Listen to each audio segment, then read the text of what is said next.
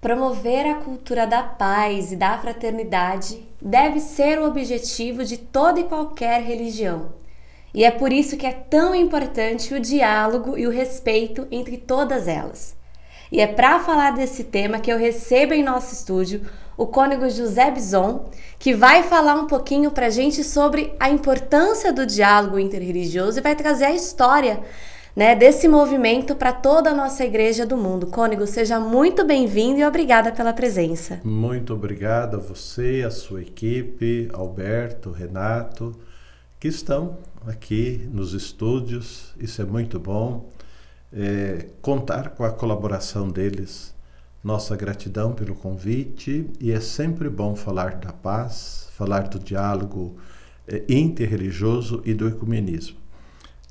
Sou o cônego José Bison, da Arquidiocese de São Paulo. Atualmente estou coordenando como direção a Casa da Reconciliação. Estou pároco na paróquia São Pedro Apóstolo do Jardim Independência, a quem eu transmito minha saudação aos paroquianos, às pessoas com que trabalham na equipe, e também a nossa vasta e ampla equipe, digamos assim, de pessoas que trabalham no diálogo interreligioso, que é um dos desafios hoje, e também pelas pessoas do ecumenismo. E, cônego, acho que a grande dúvida que às vezes as pessoas têm é justamente essa diferença entre o que é o diálogo interreligioso, o que é o ecumenismo. A gente às vezes acaba misturando uma coisa com a outra. Queria que o senhor começasse explicando justamente a diferença de cada um desses termos, e o objetivo, das duas missões, que são missões muito importantes. Exatamente. A Igreja Católica, ela trabalha três dimensões: diálogo interreligioso, ecumenismo e o diálogo cultural. No Brasil, nós trabalhamos os dois, ecumenismo e diálogo interreligioso. O ecumenismo, Jennifer, é o diálogo entre aquelas pessoas que acreditam que Jesus Cristo é o Senhor e Salvador e que foram batizados em nome do Pai, do Filho e do Espírito Santo. Temos um grande desafio. Temos essa abertura para os cristãos e cristãs, mas nem todas as denominações aderiram ou ainda a esse diálogo, digamos assim. Então, ecumenismo é o diálogo com as pessoas que foram batizadas em nome do Pai, do Filho e do Espírito Santo e acreditam que Jesus Cristo é o Senhor e Salvador. O diálogo e objetivo, do ecumenismo é restaurar a unidade que foi rompida no segundo milênio e algumas rupturas também no primeiro milênio entre cristãos. Quando há um desentendimento familiar, na firma, na empresa, entre amigos, há necessidade da gente fazer a reconciliação, não é assim? Com certeza. Então, na história do cristianismo, o primeiro milênio é chamado como o milênio da pentarquia, onde as igrejas, os patriarcados, Jerusalém, Antioquia, Roma e Alexandria, viviam em plena comunhão. Mas, no decorrer da história, aconteceram rupturas. 1054, o cisma entre Oriente e Ocidente, e depois, em 1000, com a reforma de Lutero, no século XVI, 1500, onde que há essa ruptura. Então, agora a gente precisa de reatar. Houve a ruptura. Então, com a Igreja Católica, Jennifer, o ecumenismo, o ponto de partida é o Concílio Vaticano II. Então, a partir daí, criou-se as comissões bilaterais entre cristãos, a partir do decreto Unitatis Redintegratio, que começa, então, a estudar onde estavam as rupturas e tudo isso mais, e hoje é um grande passo. Então, você diz que é a cultura de paz, e dentro da instituição, fazer cultura de paz é através também além do estudo teológico, bíblico, né, é aproximação, para que haja a reconciliação. E com o Vaticano II isso está acontecendo.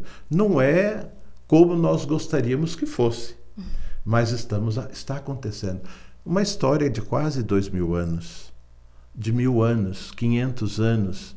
Então se passaram muito tempo de distanciamento. Então, até então, as igrejas caminhavam assim, uma de costa para a outra. Né? Era assim, ó, cada um olhando para os seus. Né? Com o Vaticano II, elas começaram, a partir das comissões bilaterais, uma a olhar para a outra, olhar nos olhos. Isso é importante. E dialogar.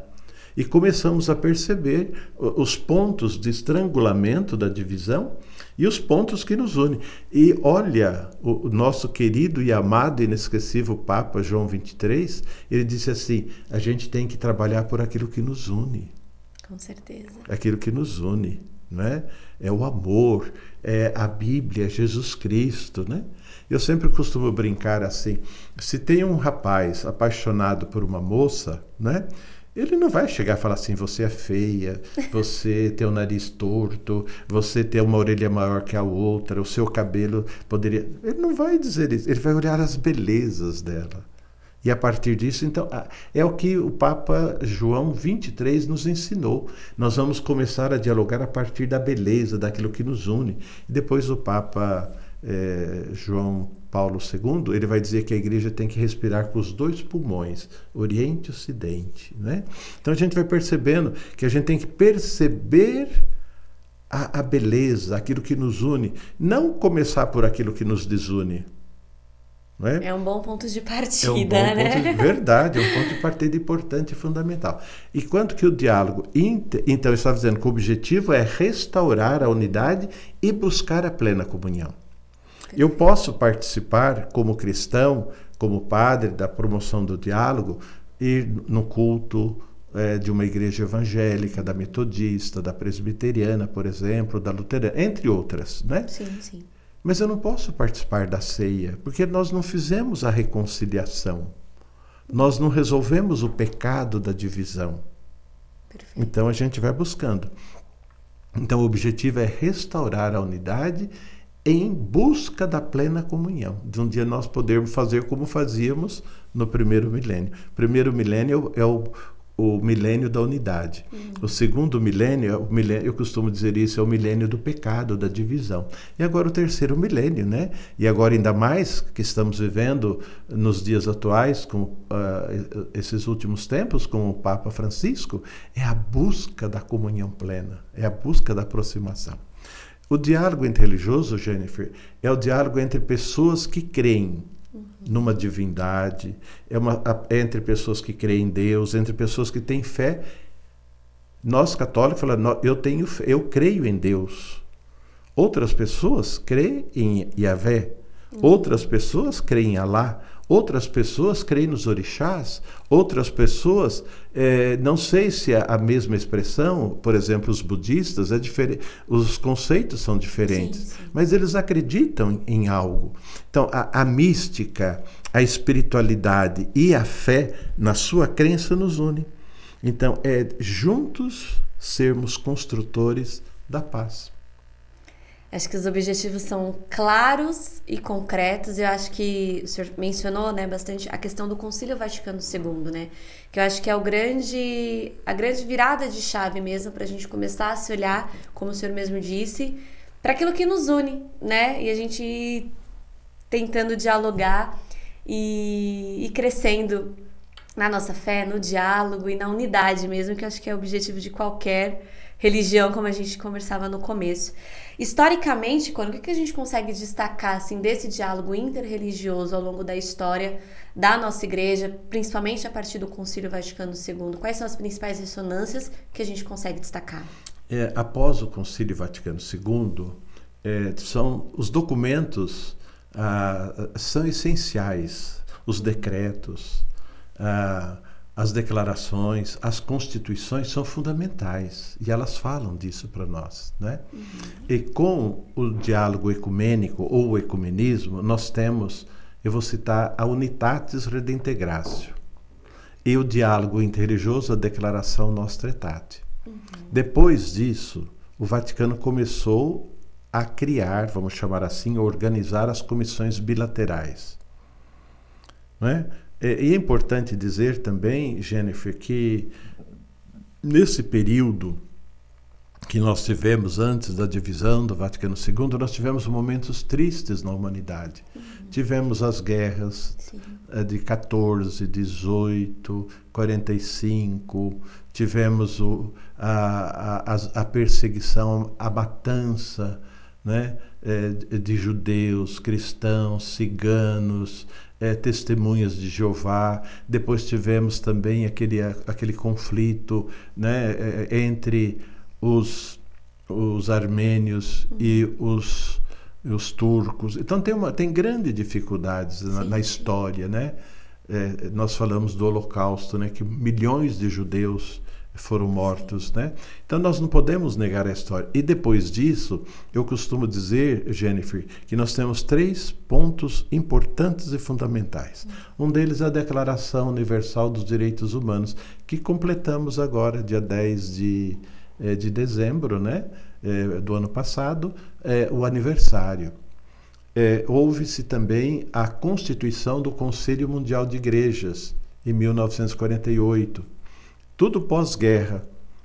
E na Igreja Católica, o Concílio Ecumênico Vaticano II. Então a gente vai percebendo que depois de tanto sofrimento de pessoas, famílias, nações, povos, culturas foram destruídas ou pela guerra, ou pelo nazismo, ou as grandes destruições desse período. Então aí vão somando, buscar refazer a esperança entre os povos, não é? E o Vaticano II cria então as comissões bilaterais, e depois na América Latina, de modo especial, nós temos as conferências, né, latino-americanas, Puebla, Medellín, não é? São Domingos, Aparecida. É uma forma de... qual a palavra que você falou? De atualizar, de unir, né? De se unir, resgatar a história, né? De implementar, né? O Concílio Vaticano II na América Latina foram as conferências latino-americanas, Santo Domingos, Puebla, Medellín e Aparecida, entre outras. Houveram mais uma, né? Que foi no Rio de Janeiro, bem cedo. São passos, e aí começam também com a criação do Vaticano II e do Conselho Mundial de Igrejas, cria-se também a comissão para que haja diálogos em preparação da Semana de Oração pela Unidade dos Cristãos. E esse ano será na primeira semana de junho, entre a festa de Ascensão e Pentecostes. E o tema é muito bonito, crês nisso? E esse ano também nós estamos celebrando 1700 anos do Concílio de Nicéia. Isso é muito importante. Sim. Então é o resgate da história, de pontos essenciais e fundamentais que nos ajudaram, né, lá no passado, e hoje é um resgate de todos aqueles pontos essenciais e fundamentais para a recepção, encontrei a palavra, a recepção desses documentos. E começa a criar-se nos países, né, os conselhos ecumênicos. No Brasil nós temos o Conselho Nacional de Igrejas Cristãs, que é o CONIC, que tem sede em Brasília, né? E também na CNBB, após Vaticano II, criou-se um dia, logo no começo, com Dom Ivo Loscheider, Dom Paulo Evaristo Arnes, o cardeal Aloísio Loscheider, entre outros, criou-se também um dia onde que se acolhia a presença de lideranças religiosas da Igreja Anglicana, da Igreja Metodista, da Igreja Presbiteriana, da Igreja Luterana, para participar da Conferência Episcopal, da Assembleia Geral. Hoje nós mantém-se essa tradição, que é de fundamental importância. No período da Assembleia Geral, tem-se um momento de oração com pessoas da família abrâmica, já teve de pessoas de outras tradições religiosas, onde que as pessoas começam a perceber que a outra pessoa está do meu lado. e que ela tem o mesmo valor que eu tenho, ela tem a mesma fé que eu tenho, mas a fé que eu digo não é no mesmo Deus, ela acredita, ela tem fé na sua crença, na sua tradição, a partir dos seus princípios, a partir dos seus dogmas, né? E depois, falando da Conferência Episcopal no Brasil, a quantidade de documentos que a Igreja Católica, a CNBB, publicou sobre ecumenismo e diálogo interreligioso. É uma preocupação latente, né, da Igreja no Brasil. Então estamos preparando agora um subsídio, deve sair agora recentemente, né, para ajudar as pessoas a entender exatamente isso que nós estamos conversando. E fizemos um levantamento de livros da CNBB e das editoras também católicas, Aparecida, Paulos, Paulinas, entre outras, né, a quantidade de documentos e livros que foram publicados até o momento. Então, você percebe que a recepção está indo. E também, por exemplo, em São Paulo, nós também temos uma equipe de ecumenismo, uma equipe de diálogo interreligioso, e tem a única experiência no mundo é a Casa da Reconciliação, que temos em São Paulo. É uma casa da Igreja Católica a serviço do diálogo, da aproximação, e quantas coisas boas ali já aconteceram. Reuniões, documentos, encontros, reconciliação entre pessoas. Isso é importante. Então, são frutos que a gente vai acontecendo. E também documentos importantes, eu gostaria de citar dois, entre a Comissão Anglicana Católica Romana do Brasil e a internacional, publicaram um documento chamado Maria, Esperança, Graça em Cristo.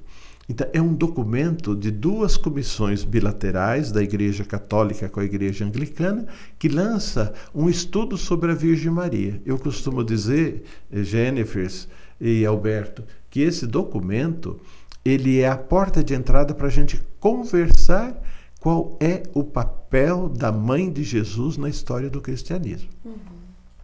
E do outro lado, a comissão bilateral entre católicos e luteranos também publicou um excelente documento que vai buscar e que vai estudar a doutrina da justificação. Então a gente percebe que tem várias coisas. A dificuldade nossa é como fazer com que as comunidades, as paróquias, as pastorais, os movimentos, as comunidades novas assimilam isso. Então, não sei se ficou claro ou se eu falei demais, eu espero não ter te enrolado. Não enrolou. Acho que o senhor falou duas coisas, eu vou emendar duas perguntas, então, agora aqui na sequência. Acho que a primeira é a gente falar um pouquinho da Casa Reconciliação, né? Falar um pouco da história, do trabalho que desenvolve, que é uma história muito importante e de grande contribuição, sobretudo para a nossa igreja aqui de São Paulo, né? Onde a gente está localizada aqui, a sede da Paulos Editora. E também que o senhor falasse um pouquinho sobre, na prática, como que as nossas comunidades podem dialogar, porque a gente sabe, né? Hoje esse diálogo, ele ultrapassa as paredes da igreja, a gente tem famílias com diferentes religiões. Então, como que a gente pode, nas nossas famílias, nas nossas casas, também ter esse diálogo, né? Porque não adianta nada a gente dialogar dentro da igreja, chegar em casa e ficar criticando a religião do irmão, né? Verdade. Então, acho que... Hoje, eu não sei se o que eu vou falar está corretamente, teológico, historicamente, literalmente, a literatura, né? No passado, Jennifer, as pessoas aderiam à fé por tradição, né? Então, eu sou católico porque meus pais foram católicos, meus avós foram católicos, eu vou batizar aqui porque meu avô foi batizado aqui, vou casar aqui porque... Então, era por tradição, era uma herança, a gente herdava a herança, né? Hoje, com a multiplicidade de opções que a gente tem, de comunicação, de livros, de debates, hoje a opção não é mais por tradição religiosa, é por escolha pessoal. Sim. E por isso que várias famílias têm pessoas de diferentes segmentos. Mas a gente tem que olhar uma coisa. O que une uma família, o pai, a mãe e os filhos, o que une, Jennifer? O amor. O amor. né? Se o amor une essas pessoas, vamos dizer assim, a fraternidade entre elas, a filiação, a paternidade, a maternidade. Então, na tradição religiosa, o que deveria unir as pessoas dentro de uma família, da vizinhança, de um bairro, também é o amor. A gente pensar que a nossa religião não é fim, ela é meio. Ela é meio que vai nos levar. E a gente aprende na Igreja Católica que nós não nos salvaremos sozinhos, a gente salva juntos. A gente tem que olhar para outra pessoa. E o Papa Francisco tem falado para nós muito sobre isso. O que ele tem falado? Da Bíblia e do Vaticano II. O que ele tem falado, Jennifer, não é nem mais e nem menos do que o Vaticano II e a Bíblia, a palavra de Jesus. Mas ele coloca de um jeito tão simples, tão gostoso de ouvir quando ele fala, os documentos que ele escreve, as encíclicas, as cartas. É uma beleza da gente ler. Todos leem, compreendem o que ele está falando. Então, o amor nos une. Então, o que a gente poderia fazer, né? Então, dentro dessa questão aí da diversidade religiosa numa família? Entender que nós nos amamos, que praticamos fés diferentes, mas que podemos juntos. Não adianta eu olhar para dentro da minha religião. A minha religião, eu tenho que alimentá-la. Sim. Na Igreja Católica, eu costumo dizer sempre isso. Eu alimento da convivência da comunidade, da palavra de Deus, da Eucaristia e da minha espiritualidade, da oração, da convivência. Sim. É isso que a gente vai fazendo. Mas para que isso? Para guardar para a gente? Não, para colocar para fora. Vamos abrir, como o Papa João XXIII dizia, vamos abrir as cortinas, as janelas, para a gente olhar do lado de lá. Sim. Então, a nossa fé não é para mim. Eu tenho que colocar a serviço do irmão. Eu não posso guardar para mim. Então, a gente vai percebendo isso, né? Então, temos esse desafio. Então, o que a gente poderia dizer? Eu vou responder de trás para frente suas perguntas. Então, o diálogo, tanto ecumênico como interreligioso, nós podemos dizer em 4 pontos. O diálogo da vida, que é a convivência entre amigos, entre irmãos. Você acredita que todas as pessoas que trabalham aqui na Editora Paulo são católicos? Não, com certeza não. Não são. As pessoas que trabalham na obra social na São Pedro, onde eu estou, na pastoral da criança, as pessoas que são assistidas na Marmitex, as pessoas que são assistidas pelas cestas básicas e outras atividades, são todos católicos? Não, não são.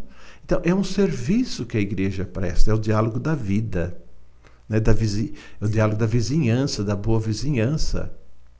Se nós somos amigos, enquanto a gente está amigo, está no bar, está na rua conversando, está tudo muito bom. Se você falar que você é espírita, a pessoa já fala, nossa. Se falar que o Renato ou Alberto que está ali, eles, por serem de tradição negra, né, que eles são das religiões de matriz ou de origem africana, a pessoa fala, nossa, já se assusta, não é isso. Então, na medida em que a gente tem amizade, a gente vê esse sorriso bonito do Renato, do Alberto, seu, né? Então a gente vai percebendo, temos uma amizade, se coloca a religião no meio da confusão. Então a gente tem que perceber que, em primeiro lugar, a amizade, o respeito, e a religião alimenta cada um, né? Então o diálogo da vida. Tem o diálogo das obras, é outra coisa importante, né? As obras sociais das paróquias, as escolas, os atendimentos, as cestas básicas, os Marmitex, são obras sociais, obras de misericórdia. Eu não vou perguntar, você é católico? Sim, está aqui tua Marmitex. Você é católico? Sim, está aqui tua cesta básica. Não é isso, gente. Eu tenho que olhar no outro como um irmão, como um filho de Deus, né? E o Papa Francisco usa uma expressão tão bonita, ele fala, somos todos filhos do mesmo céu. Isso é muito bonito, né? Então é o diálogo das obras, nas nossas escolas, nos nossos trabalhos sociais. São todas as pessoas. Depois tem a oração, a espiritualidade, a mística, o diálogo da contemplação. Aí nós temos um momento importante. Estamos próximos da Semana de Oração pela Unidade dos Cristãos. né? Que será entre Ascensão e Pentecostes. É início de junho, se não me falha a memória.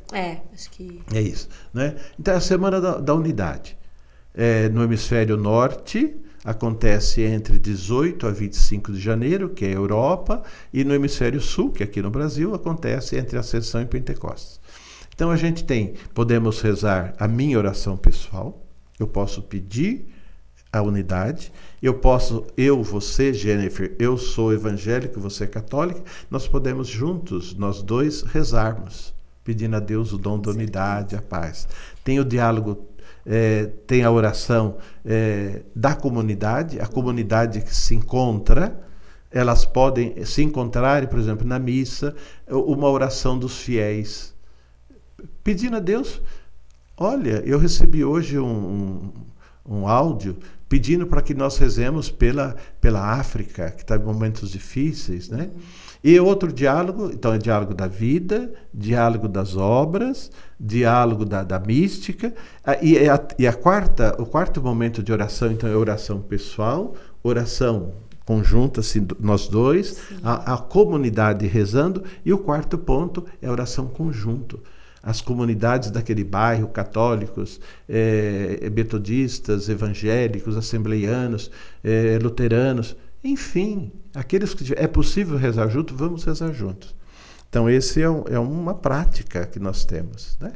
E todas as dioceses ou arquidioceses deveriam ter, se não tem, uma comissão para o diálogo interreligioso e para o ecumenismo. E a Casa da Reconciliação. Então, falando, Jennifer, da Casa da Reconciliação, não é? Que é um gesto bem concreto. É um gesto bem concreto em São Paulo. Tivemos muitas atividades,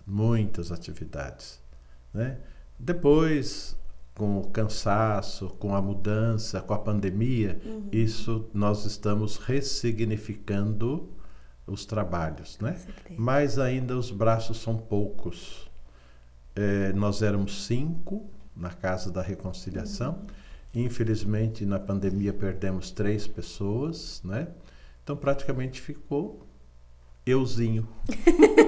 Tá uma equipe agora, né? É uma né? equipe, né? Mas estamos trabalhando, estamos certeza. fazendo alguns trabalhos importantes, né? E a partir da Casa da Reconciliação, recentemente tivemos na Sinagoga Betel um encontro chamado A Esperança nos Une. Foi um encontro maravilhoso, fantástico, né? É um encontro católico-judaico. E foi além do católico-judaico, foi abrâmico, porque tinha muçulmanos também juntos. Na Casa da Reconciliação também iniciamos um trabalho importante, que é a família abrâmica. Pessoas católicas, pessoas da comunidade judaica e pessoas da comunidade muçulmana. E a gente se encontra mensalmente. E no período da pandemia, nós nos reunimos online, uma vez por mês, e continuamos nos reunindo. E realizamos na Catedral, no dia 15 de dezembro do ano passado, né? A Festa das Luzes. Pessoas do segmento católico, muçulmano, judeu e outras pessoas, mas de modo particular católicos e judeus, celebrando a luz. Para a tradição católica, Deus ou Jesus é a luz do mundo. Sim. É o Natal. Para a tradição judaica, é a Hanukkah. É uma festa, é um bíblico que acontece no mesmo período. Então, nós demos o nome de Festa das Luzes, onde os judeus celebram a Hanukkah, que é um milagre que aconteceu lá no Antigo Testamento, no Primeiro Testamento, e o Natal. Então, 2 luzes, né?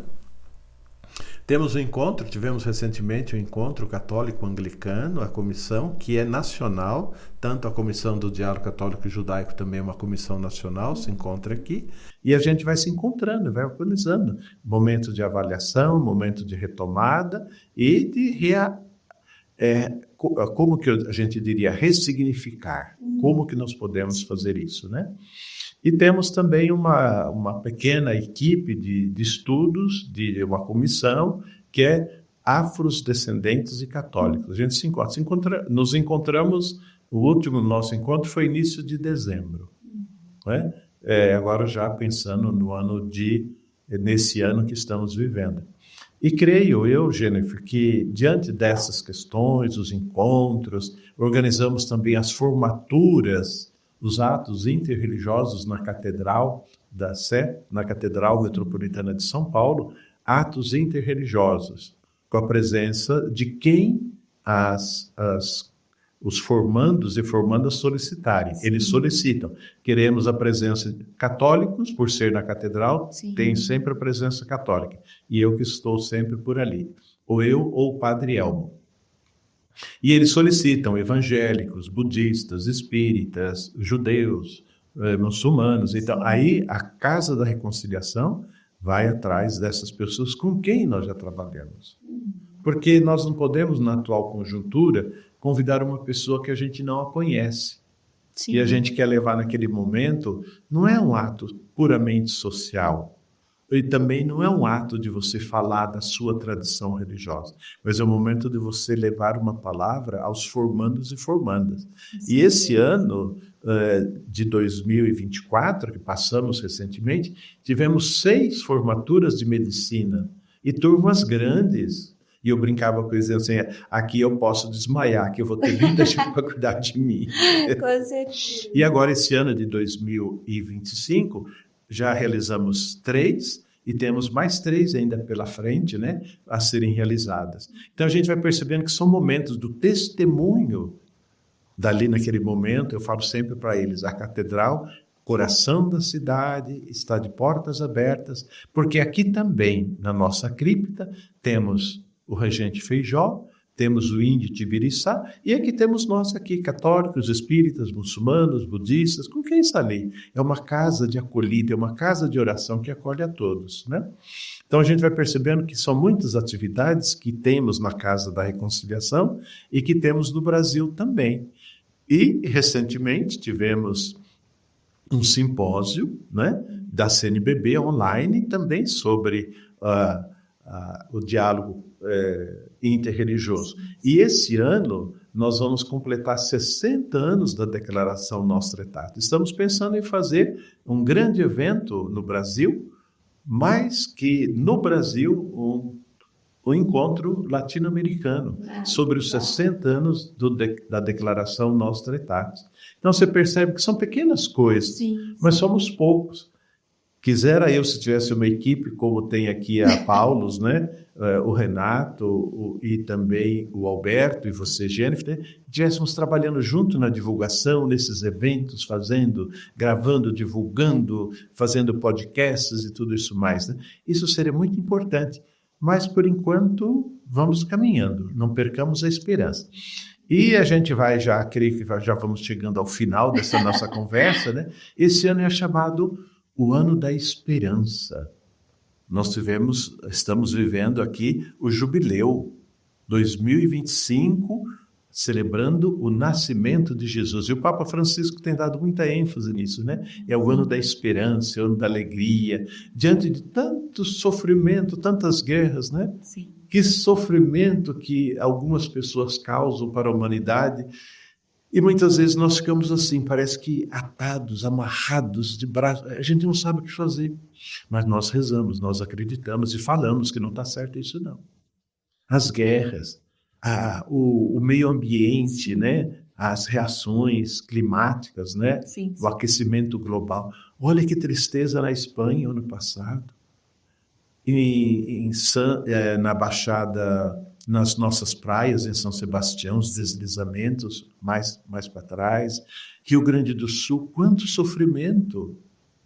Espanha, Rio Grande do Sul, São Sebastião e outros lugares. O aquecimento global, chuva de mais, chuva de menos. Então isso também, diante das guerras, diante de tanto sofrimento, você que tem fé, você não pode perder a esperança. Você tem que ser homem e mulher de esperança e promotor da paz. E o outro elemento importante, o Papa Francisco, em Roma, concluiu o sínodo da igreja, o sínodo dos bispos, né? Também falando da importância do diálogo ecumênico e interreligioso. Eu participei recentemente na igreja São Vicente de Paulo, no Moinho Velho, de um momento de oração, nos preparando para o Natal. Éramos poucos, mas é assim. Jesus disse, onde 2 ou 3 estiverem reunidos em meu nome, eu estou no meio deles. Então, Jennifer, a gente vai dando pequenos passos, né? 2000 anos de histórias, muito sofrimento, muitas dificuldades, mas quem crê tem esperança. E que tem esperança tem curiosidade. Quem tem curiosidade faz acontecer a paz. E a paz tem que começar a partir de mim. Eu fico triste, às vezes, pessoas que falam assim, os nossos irmãos na Europa do Leste, na Rússia, na Ucrânia, no Oriente Médio, na África, estão sofrendo tanto e tanto. Aqui a pessoa não faz nada. Às vezes, ela faz guerra a partir de onde ela está. Diz que crê em Deus, mas julga o irmão. Sim. Diz que é a favor da paz, mas provoca desunião entre as pessoas. Então, sejamos nós, homens e mulheres, construtores da paz, independente da sua tradição religiosa. Porque religião nenhuma ensina você a maltratar os irmãos. Mas tem a regra de ouro. Não faças ao outro aquilo que você não quer que os outros façam a você. Então, diante de todo esse sofrimento, seja uma pessoa, a partir de você, construtor da paz. Que bonito. Acho que a gente, com essa mensagem, a gente pode fazer até um convite, né, a quem deseja conhecer mais o trabalho da Casa Reconciliação, o trabalho do diálogo interreligioso ecumênico na nossa arquidiocese, né, aqui em São Paulo. Quais os meios, né, que a gente pode entrar em contato? Existe um caminho para quem quer conhecer, para quem quer somar força junto com o Senhor e com todo o trabalho que é desenvolvido? Olha, temos sim. Nós temos o telefone que é 11 38 84 15 44. O telefone corporativo eu não decorei. Como a gente entra lá e pela Casa da Reconciliação, eu não sei o número, peço desculpa. Mas tem o site, né? Tem o site, é www.casadareconciliação.com.br. E temos também o nosso Face, mas está desatualizado por falta de pessoas que nos ajudam, profissionais que nos ajudam nessa área, né? E a Paróquia São Pedro também, né? Temos a paróquia, temos a obra social.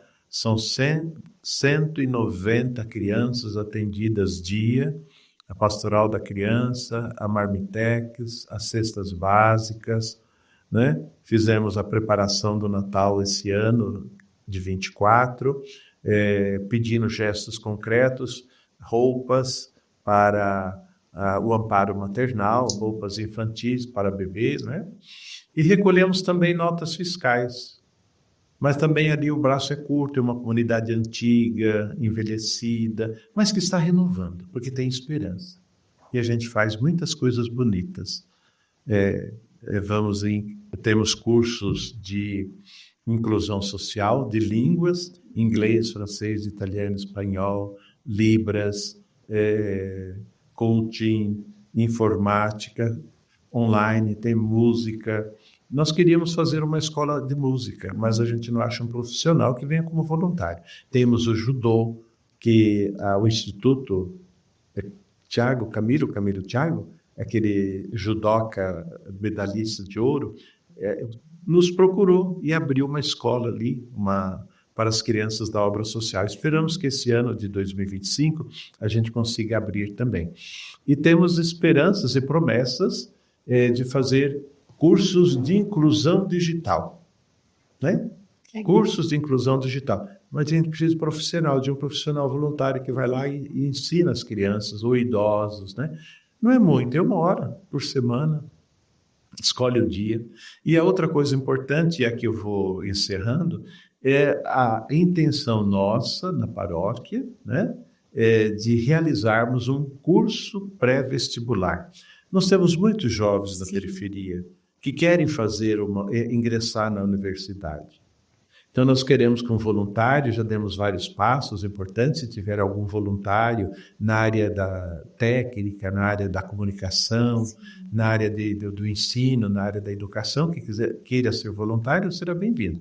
E temos o trabalho na comunidade Casa de Maria, que é a favela, das linhas correntes, onde nós temos a alfabetização e também temos o aletramento, que é um acompanhamento de algumas pessoas com aquelas crianças ou da obra social ou da própria favela que têm dificuldades de aprender, de escrever e depois ler o que escreveram. Então, são várias coisas bonitas, Jennifer. São sinais de esperança, creio eu, né?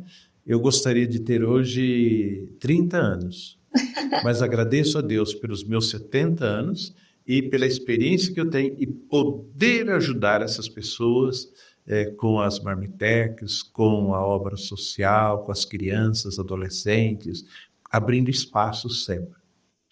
Mas você que está nos acompanhando, fala, mas nessa paróquia, nessa casa, tem tantas coisas boas, não tem isso ainda. Perfeito. Junte-se a nós, chegue-se a nós, que será realizado.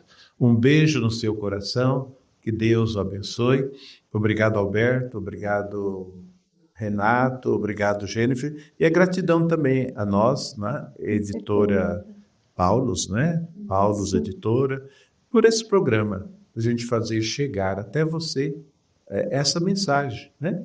Espero que você tenha vivenciado, descansado, aproveitado de uma forma bem carinhosa, bem humana, as confraternizações de final do ano de 2024, as festas de Natal, as confraternizações, os amigos secretos, e que tenha passado de 24 para 25 com muita tranquilidade e serenidade.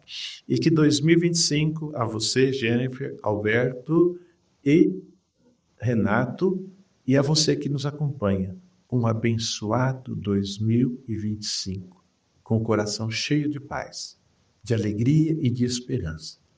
Os desafios nos são colocados, não para nós sentarmos à frente e esmorecer, mas para que nós saibamos dar uma resposta. Às vezes sozinho não, mas eu posso com outras pessoas enfrentar com dignidade os desafios a nós apresentados. Que Deus te abençoe, Deus te guarde e Deus te proteja sempre. Amém. Um beijo no coração.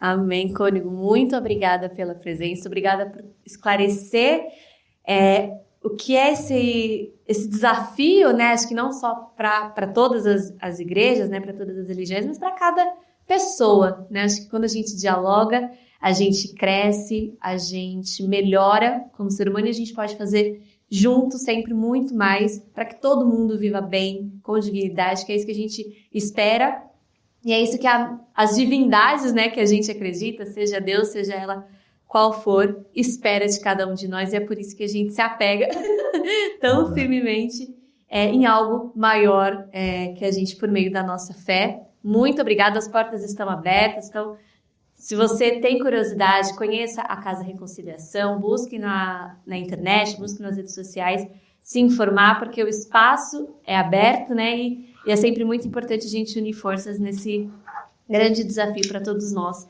cristãos e não cristãos também, né? Seja qual for a sua religião. A Paulus Editora também tem um catálogo bastante extenso, bastante profundo, que aborda o tema do diálogo interreligioso e do ecumenismo. Você pode acompanhar no nosso site, né, na nossa loja virtual, também disponível nas nossas livrarias espalhadas pelo Brasil. E as redes sociais da Paulus sempre estão ali dando algumas dicas de leitura para você, então acompanhe pelo @editora Paulus. Cônego, muito obrigada pela sua presença e seja sempre muito bem-vindo e quem sabe a gente conversa numa outra oportunidade, já fica aqui o convite. Muito obrigado. Quem sabe poderemos falar dos 60 anos da Declaração Nostra Aetate. Com certeza. Podemos também convidar outra pessoa de outro segmento para fazermos aqui um podcast. Isso. Com outras pessoas de outras tradições religiosas, se não 2 ou 3, mas você poderá com outra pessoa, se você quiser, eu a indico. Com né? certeza. E vamos falar também esse ano, né, 60 anos da Declaração Nostra Aetate e 1.700 anos do Concílio de Nicéia. Perfeito. Então fica aqui o convite e a você que nos acompanhou, até a próxima.